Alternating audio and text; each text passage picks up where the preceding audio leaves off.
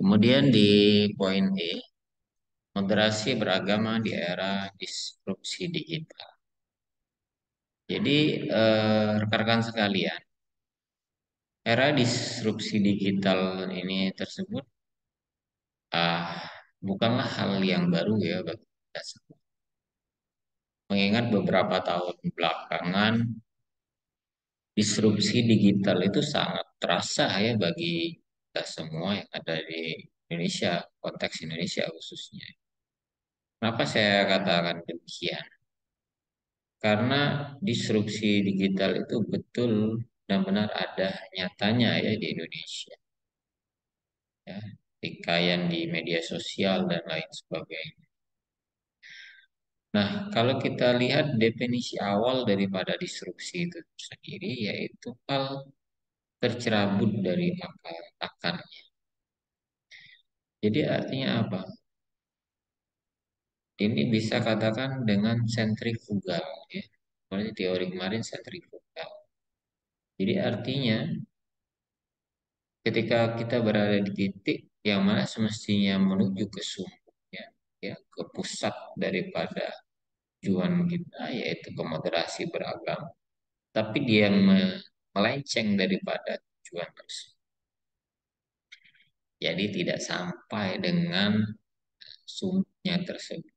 Maka dinamakan sentrifugal. Nah, inilah yang dikategorikan ke dalam disrupsi digital.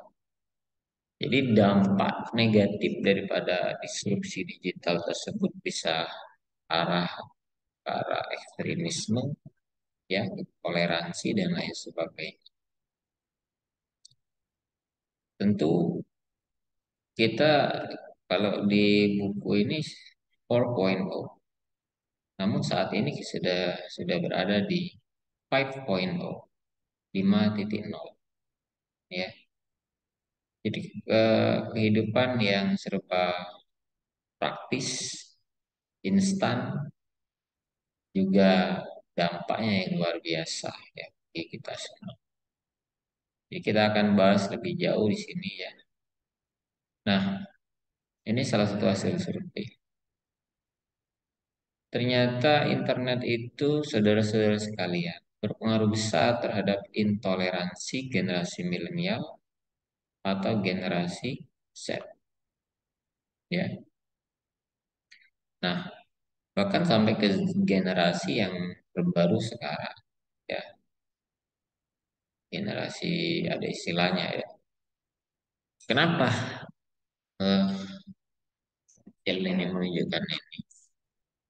Karena yang memiliki akses internet itu ternyata mereka jauh tidak moderat ya dibandingkan yang tidak memiliki akses. Jadi kenapa bisa demikian? Dia akan dipaparkan pada materi ini.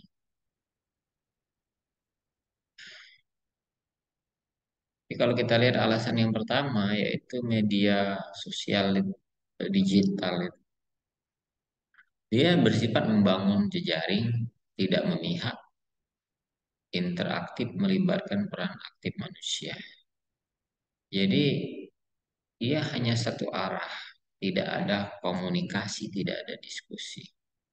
Ya. Kemudian juga terlalu kebablasan, orang sesuka hati menulis artikel, menulis komentar, menulis postingan, tanpa memiliki dasar atau fakta ataupun data yang akurat. Inilah yang memicu daripada disrupsi digital tersebut. Nah, bagi generasi yang konvensional, apa konvensional itu? Mereka yang kurang terpapar dengan teknologi, prinsip ataupun konsep kesalehan. Seorang itu bisa dikatakan soleh atau soleh. Anggaplah ini soleh dulu. Dia rajin ke tempat ibadah, masjid, atau bagi yang Kristen ke gereja. Tapi bagi yang generasi internet, mereka malah senang di rumah. Ya, salatnya di rumah, ibadahnya di rumah. kemudian juga eh, dengarkan ceramahnya juga dari rumah. Maka ada budayawan Wijaya mengatakan sebagai Muslim tanpa masjid. Jadi kutipan ini merupakan sindiran bagaimana kita dihadapkan dengan disrupsi digital yang luar biasa. Ya, jadi seperti itu. Jadi banyak hal-hal yang tergantikan. Tentu saja itu dampak daripada digital tersebut. Ya. Banyaknya partai, unit usaha, ormas, dan yang lain. Ya. Jadi ketimbang orang ke masjid, mereka lebih banyak menghabiskan waktu di tempat perkumpulan. Ya. Nah, ini apa? Ini bagi yang konvensional ya, dia lebih banyak menghabiskan waktu secara konvensional.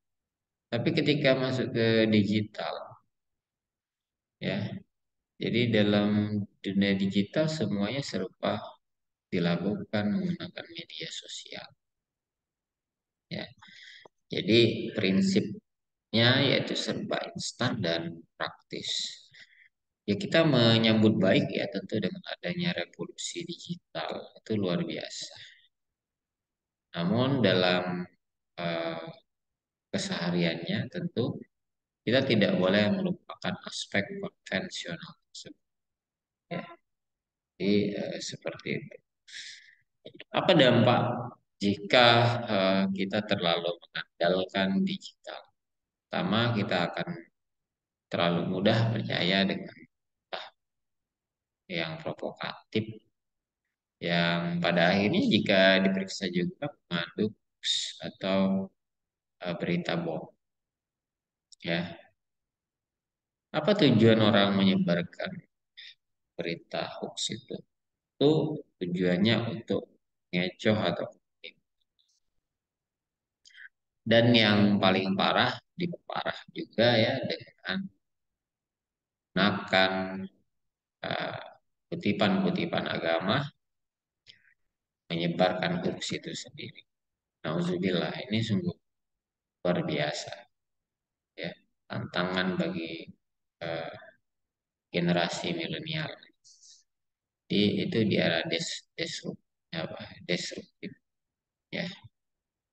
Nah, kemudian eh,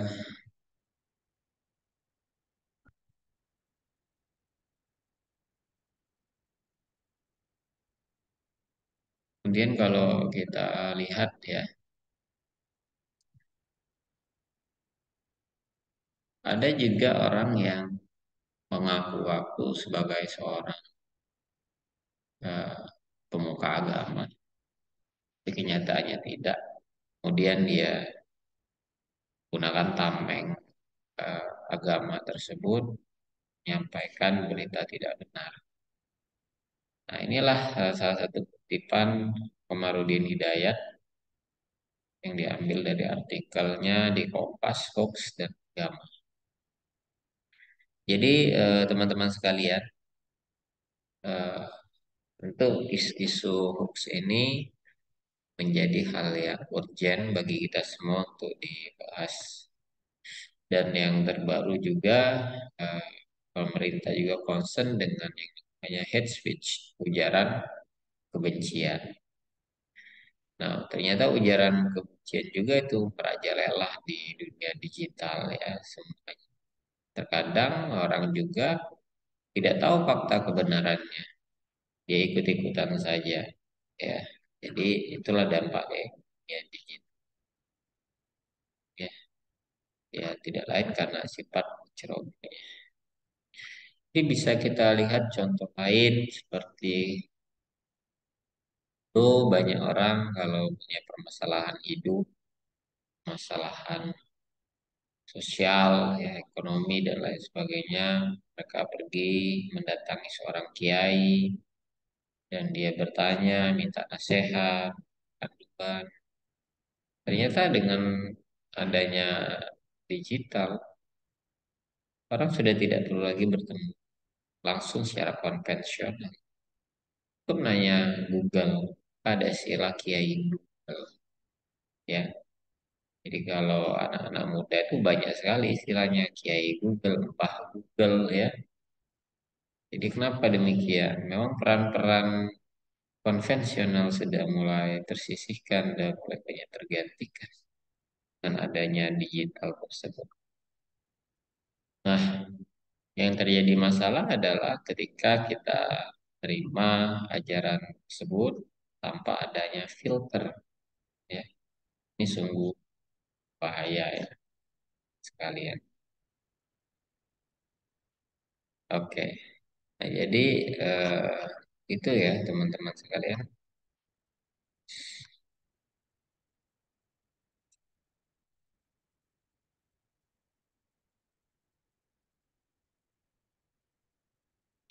Nah, pertanyaan berikutnya adalah apakah moderasi beragama itu wajib teman sekalian? Jawabannya bukan sekedar wajib, melainkan sudah jadi kebutuhan. Jadi level tertinggi daripada moderasi beragama itu sendiri ya teman-teman, kan dari seberapa dalam kita mengetahui, seberapa dalam kita bisa mendesain dan lain sebagainya. Tapi seberapa jauh kita mampu mengimplementasikan. Kita jadikan moderasi beragama itu suatu Tuhan bagi kita. Ya, artinya apa? Kita nggak bisa hidup tanpa ada moderasi beragama. Nah, tentu untuk menjadikan keadaan tersebut ya termoderat ya semuanya termoderasi. Tentu yang harus diupayakan di era disrupsi digital sekarang ya bagaimana caranya tokoh-tokoh ataupun eh, para para pemangku sekalian seperti ustadz, kiai, pemuka agama, mereka hadir dalam keberagaman ini ya sebagai wasit ya penengah. Nah, tentu saja eh, ini diharapkan apa ya ajaran agama ini diharuskan sudah masuk ke ranah digital. Jadi kalau kita lihat sekarang sudah banyak sekali ustadz-ustadz yang ceramah melalui televisi dan juga ada channel di YouTube. Ini merupakan upaya yang bisa dilakukan oleh para tokoh pemuka agama, pendakwah, ya, khotbah, bagaimana eh, mengejar ketertinggalan, ya, dari yang konvensional, konservatif, ya, jadi berbasis digital. Jadi seperti itu. Nah, tentu kalau kita lihat disrupsi digital itu juga berdampak negatif ataupun menjadi ancaman bagi pemain. Ya, artinya apa? Banyak hal-hal yang bisa digantikan dengan teknologi. Ya. Dengan adanya teknologi, banyak-banyak tenaga manusia atau yang sudah tergantikan. Itu juga menjadi concern ya bagi kita semua. Nah, dan juga terkadang banyak sekali di dunia maya itu konten-konten keagamaan yang sifatnya radikal atau ekstrim ya saudara-saudara sekali. Nah, mereka terkadang tidak lagi memfilter, ya. Nah, disinilah tugas Kementerian Agama melalui otoritas-otoritas keagamaan seperti kiai, ustadz, dan agama itu lebih aktif lagi terhadap konten-konten keagamaan yang bersifat radikal. Ya. Jadi yang perlu dipahami bahwa tidak ada yang namanya kebenaran tunggal, di beragam. Ya, jadi eh, itu ya saudara-saudara sekalian. Karena ya apa yang saya anut itulah yang terbaik bagi saya. Apa yang mereka anut itu yang terbaik bagi mereka. Artinya apa? Kita tidak boleh menghakimi dan menjudge apa yang tidak kita anut itu tidak baik. Jadi baik itu apa menurut masing-masing.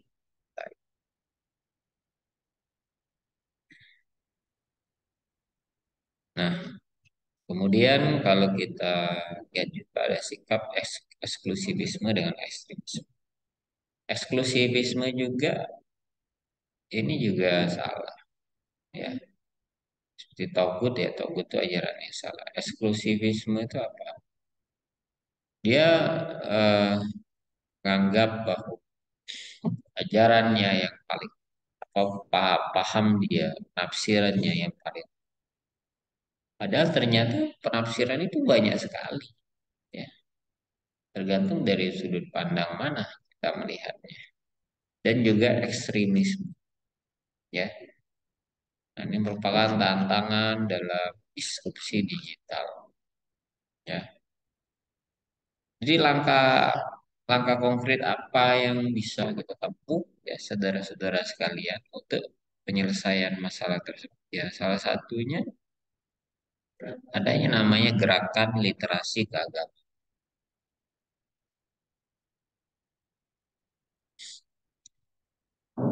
Gerakan literasi keagamaan ini dalam bahasa Inggris disebut dengan religious literacy.